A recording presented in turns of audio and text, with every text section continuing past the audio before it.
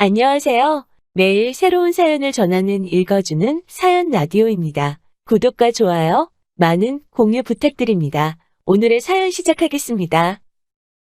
안녕하세요. 결혼을 앞두고 있던 31살 여자입니다. 정말 너무 속상하고 힘이 드네요. 제가 대학생이 될 무렵 일찍 아버지를 여의었어요. 급작스러운 사고이기는 했는데 아버지 이름으로 되어 있는 아파트도 두 채나 있었고 미리 준비해두신 보험 덕분에 아버지가 없어도 살아가는 데는 큰 문제가 없었어요. 온 가족이 아버지를 먼저 보냈다는 사실에 처음에는 다들 많이 힘들어했지만 산 사람은 살아야지 않겠냐며 이내 곧 털어내고 일어날 수 있었어요. 저도 제 남동생도 어린 마음에 아버지가 돌아가신 그때의 상황이 너무 힘들었지만 우리가 힘들어한다면 제일 힘들어할 사람은 우리 어머니라는 생각에 같이 힘들게 이겨냈습니다. 그렇게 시간은 지나고 저도 대학을 졸업해 취직을 하게 되었고 남자친구를 만나 결혼을 준비하고 있었습니다. 남자친구는 저와 나이 차이가 있던 남동생의 과외 선생님이었어요. 오며 가며 저도 마주치게 되었고 남동생의 과외 선생님이다 보니 남동생과도 사이가 좋아서 그 부분이 가장 마음에 들었습니다. 결혼을 한다면 남편이 제 남동생하고 사이가 좋게 지냈으면 했거든요. 스드메를 알아보면서 제가 드레스 피팅을 하던 날에 어머니가 눈물을 뚝뚝 흘리시면서 제가 이렇게 예쁜 모습을 저희 아버지가 봤었어야 했다고 하시며 슬퍼하셨어요. 그렇게 정신없이 결혼 준비를 하면서 하루하루를 보내는 와중에 안타깝고 충격적인 일이 생기게 되었습니다. 친구들하고 놀러 나가셨던 우리 어머니가 고속도로에서 교통사고가 크게 나게 되었고 그걸로 입원해 계시다가 결국 교통사고로 돌아가시게 되었습니다. 난데없이 저와 제 남동생은 고아가 되어버렸어요. 얼마 안 있어 올릴 제 결혼식을 엄청 기대하셨는데 아버지가 제 드레스 입은 모습을 못 보는 게 아쉽다고 하시던 어머니마저 떠나보내게 되니 모든 게 허무하더라고요. 장례식장에서 멍하니 천장만 바라보고 있었어요. 정말 무슨 생각으로 앉아있나 싶더라고요. 한참 정신을 못 차리고 있는 와중에 제 남동생이 저한테 제 전화기를 건넸어요. 시어머니 되실 분의 전화라고. 제 전화기가 아까 전부터 계속 울렸다고 말하면서 전화기를 제 눈앞으로 들이밀더라고요. 경황은 없었지만 이제 내 가족이 되실 분이니 계속해서 터져나오는 울음을 참으며 전화기를 붙잡고 전화를 받았지요. 시어머니는 심심한 위로의 말씀을 건네주셨고 저도 감사히 위로를 받았습니다.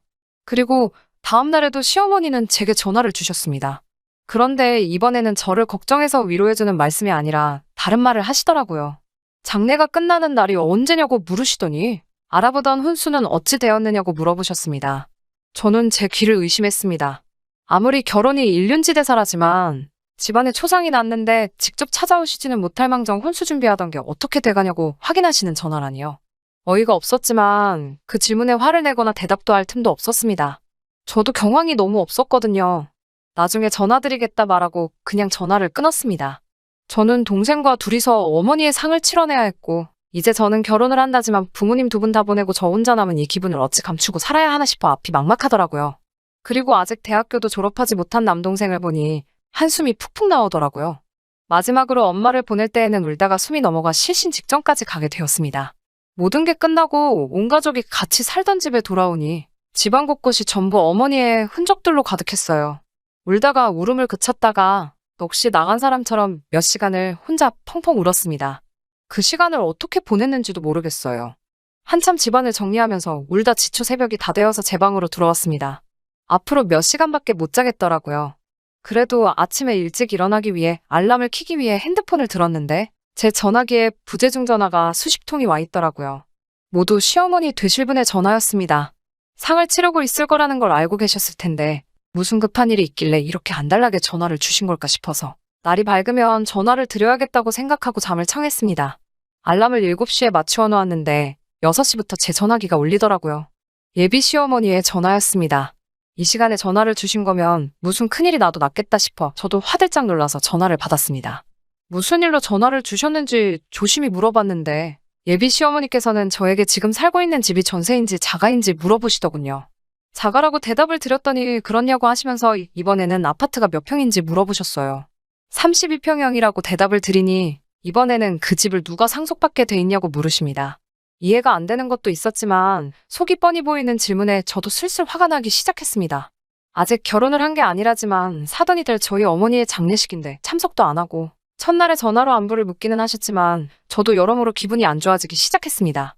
잠도 몇 시간 자지 못한 상황에 거기다 대고 뭐라 할 기운도 없고 예비 시모는 본인이 듣고 싶은 대답은 다 들었다고 생각했는지 아무튼 알겠다라고 대답하시면서 그냥 전화를 끊어버리셨어요. 저녁이 되니 퇴근한 예비신랑이 저희 집에 찾아왔어요. 제가 걱정이 돼서 찾아온 거지요. 저를 찾아온 예비신랑에게 당신 어머니가 나한테 전화해서 뭐를 물어보셨는지 알고는 있느냐며 이 사실을 물어봤습니다.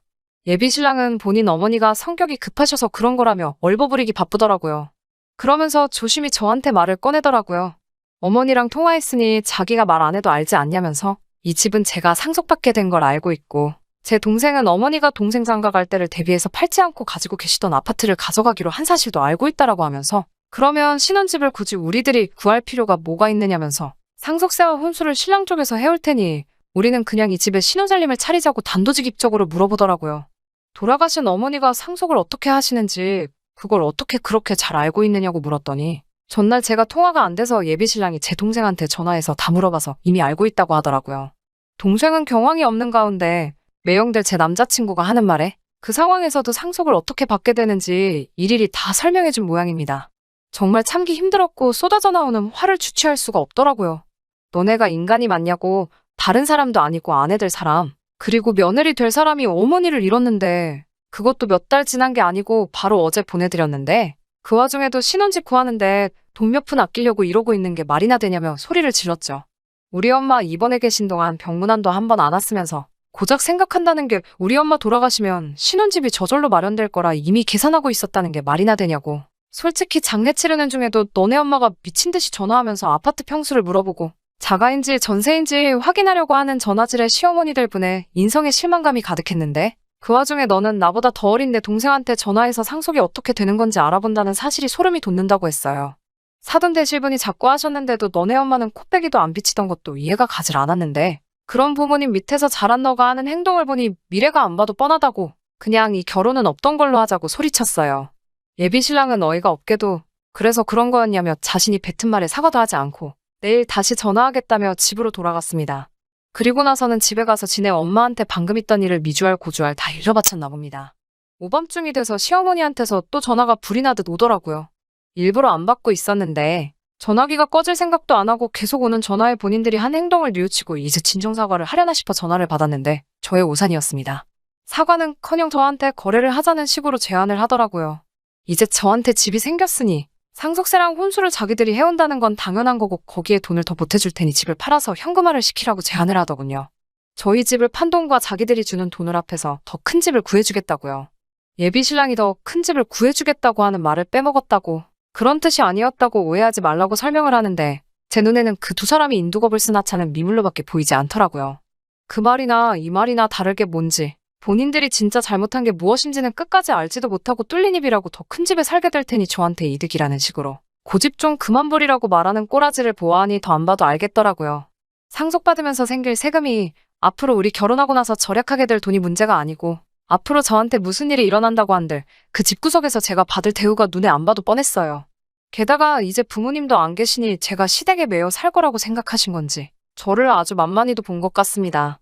그 사람들한테는 지네 가족이 최우선이고 그 다음이 돈, 그리고 그 다음이 저라는 생각밖에 들지 않았습니다. 더 할 말이 없다고 해도 자꾸만 다시 생각해보라고 강요하는 말에 저는 그렇다면 내일 직접 얼굴을 보고 이야기하자고 말하고 전화를 끊었습니다. 그리고 저는 다음날 친척들을 전부 다 저희 집으로 불렀습니다. 만나기로 1시간보다 일찍 친척들을 소집을 했고 신발을 숨기고 전부 방에 들어가서 기다려 달라고 했어요.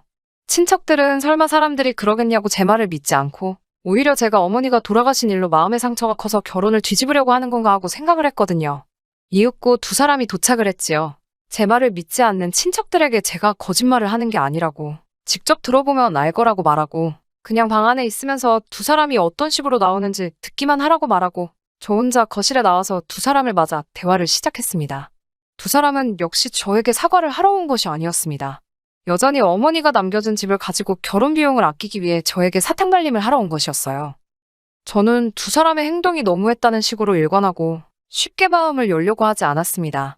시어머니는 죽은 사람은 죽은 사람이고 산 사람들은 살아야 하지 않겠냐면서 제가 손해볼 것도 없는데 뭐가 문제냐고 점점 화를 내기 시작했어요.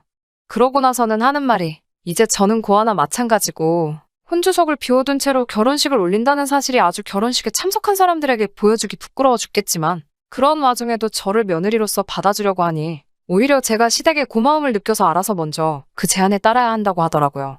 대화를 할 필요조차 없는데 벌써부터 시어머니를 오며가며 하게 만든다고 쓴소리를 하게 만들며 예단은 필요가 없으니 그걸로 부조금을 한 셈치고 이제 그만 고집 꺾고 이 집을 팔아 더 큰 집을 구하든 엄마가 살던 집을 포기하기 싫으면 그냥 이 집에서 신혼살림을 차리든 알아서 하라며 저에게 역정을 내셨습니다.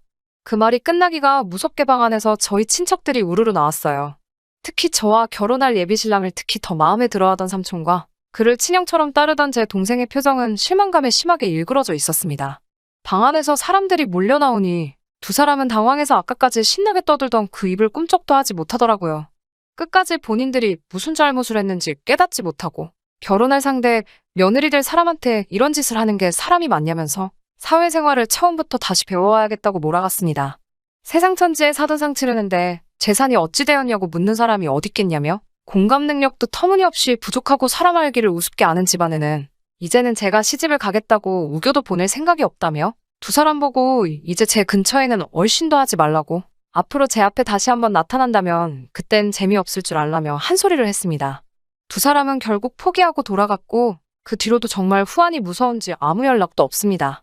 잠시나마 진심 어린 사과를 하지 않을까 기대한 제가 정말 바보 같습니다. 처음부터 이런 낌새를 알았더라면 좋았을 테지만 그래도 지금이라도 알게 되었으니 다행이라고 생각합니다. 이런 쓰레기 같은 집구석에 시집가지 말라는 엄마의 선물이라고 생각하라지만 돌아가신 어머니를 생각하면 고작 이런 걸로 어머니와 바꿔야 했냐는 생각이 들며 처음부터 눈치채지 못한 제 자신이 너무 원망스럽네요. 가끔씩 동생한테 연락을 시도해본다고 하는데 동생도 화가 풀리지 않아서 연락을 받고 있지는 않다고 하네요. 전화를 받아서 욕짓거리라도 한다발 해주고 싶지만 그동안의 정이 있으니 거기까지는 하지 않겠다고 합니다. 어떻게든 그 집구석하고 두 번 다시 엮이지 않고 저도 이 아픔을 털어내고 새 출발을 하는 게 돌아가신 어머니 아버지를 위해 그리고 저를 위해서도 가장 좋은 결정이라고 생각하고 저도 하루빨리 마음 추스르고 새로운 시작을 위해 노력해야 할 것 같습니다. 긴 이야기 들어주셔서 감사합니다. 오늘의 사연은 여기까지입니다. 구독과 좋아요, 알람 설정해주시면 앞으로 더 좋은 사연으로 찾아오겠습니다. 감사합니다.